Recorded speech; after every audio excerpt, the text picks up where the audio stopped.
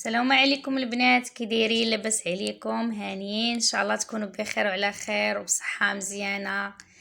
جيتكم بهذا الفيديو ان شاء الله نتمنى يعجبكم، اللي غزال رائع ممتاز لهذا البرد لهذه الاجواء اللي جايه ان شاء الله باذن الله يوصلنا ليها بالصحه والسلامه.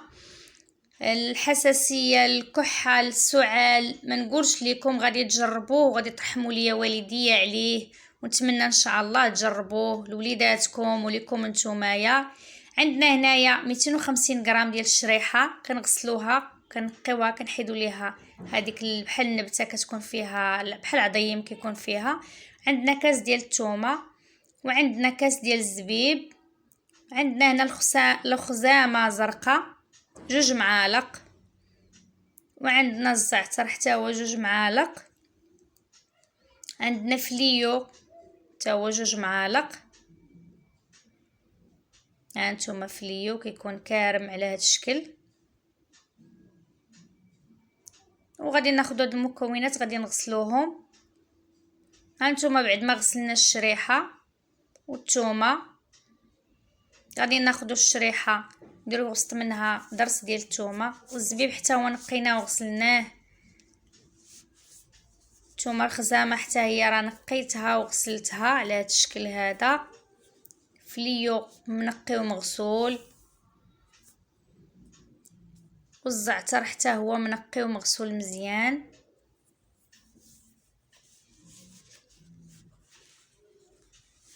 وغادي نمشيو وناخذوا الشريحه نحلوها، الشريحه بلديه، هاد الصغيره هذه كتكون بلديه راه زوينه. كنبقاو غاديين بحال هكا كنديروا ضرس ديال الثومه في الشريحه. بهاد الطريقه هذه غنبقاو مستمرين.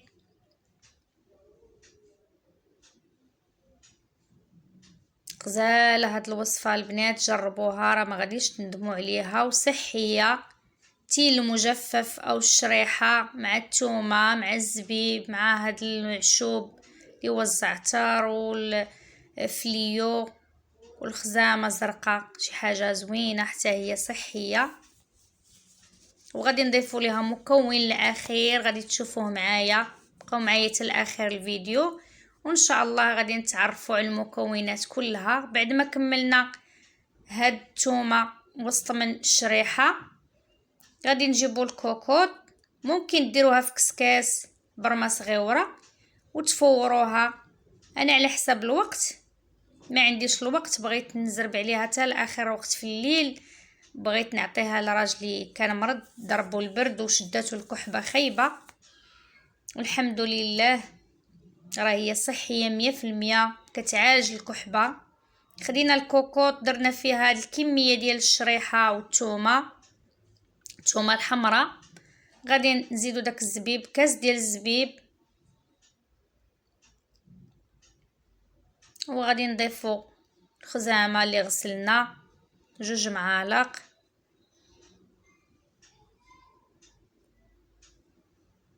الزعتر ولا فليو حتى هو 2 معالق. عندنا 2 معالق من الفليو، 2 معالق من الزعتر، 2 معالق من الخزامه الزرقاء.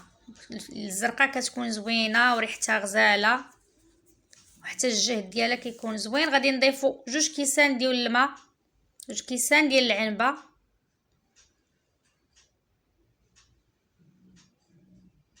وغادي نسدو عليهم الكوكوط تقريبا مده من ثلث ساعه حتى لربع ساعه، من 15 دقيقه حتى ل20 دقيقه على نار مهيله. ملي كتصفر لينا الكوكوط كنقصوا البوطه. هانتوما هي راه هي طابت نتوما، شوفوا كيفاش ولات والشريحه. غادي ناخذوا طحان يدوي، الا عندكم طحان كهربائي طحنوا به، ما عندكمش ممكن ديروها طحان يدوي هو اللي كنطحن به انايا.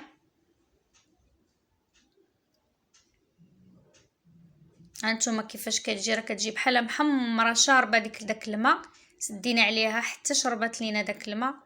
كنبقاو ساعه نقلبوا الكوكوط، ولكن النار تكون مهيله باش طيب على مهلها. بعد ما طحناها هانتوما كيبقى لينا غير هاد البقايا ديال العواد ديال الخزامه. حنا كنكونوا منقيينها غير ديك القشره ديال الثومه ودوك القشره ديال اللي البقايا هي اللي كتبقى لينا في هاد الطحان يدوي.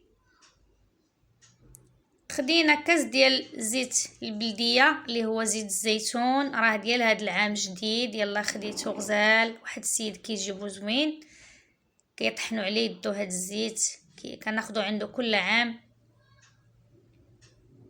كندير نصف الكميه وكنبقى نخدم فيها مزيان، كنخدم فيها مزيان بهاد السباتي ديال البلاستيك او السيليكون. بعد ما كنخدمها مزيان كنبقاو نخدموها مزيان بحال هكايا على هاد الشكل هذا، بهاد الطريقه اللي كنخدموا بها. غيبقى لينا نصف ديال زيت الزيتون غادي نحتفظوا به حتى الاخر. ملي غادي نديروه في القرعه راه غادي نكبوه الفوق. وهاد المكونات راه كتمتص الزيت، الخزامه، الزعتر، فليو، كلهم كيمتصوا لينا داك الزيت. هانتوما غادي تشوفوا البنات. نتمنى ان شاء الله يعجبكم هذا الفيديو، ما تبخلوش عليا بلي لايك والبارطاج، وفضلا منكم وشكرا لكم، والله يجازيكم بخير. نتمنى هذه الوصفه تنال الاعجاب ديالكم، وراهي صحيه 100%. البنات جربوها وردوا عليا الخبر، هي مجربه ماشي اول خطره كنوجدها ولا نحضرها معكم. هاد نصف كاس ديال الزيت غادي نخليه حتى الاخر. غادي نكبو ندير قرعه ديال الدجاج تكون معقمه، وغادي نديرو فيها هاد الوصفه هادي. غادي نخويو داك نصف كاس ديال الزيت كيف قلت لكم البنات، راه هي قد ما بقات كتشرب داك الزيوت كتمتص الزيت.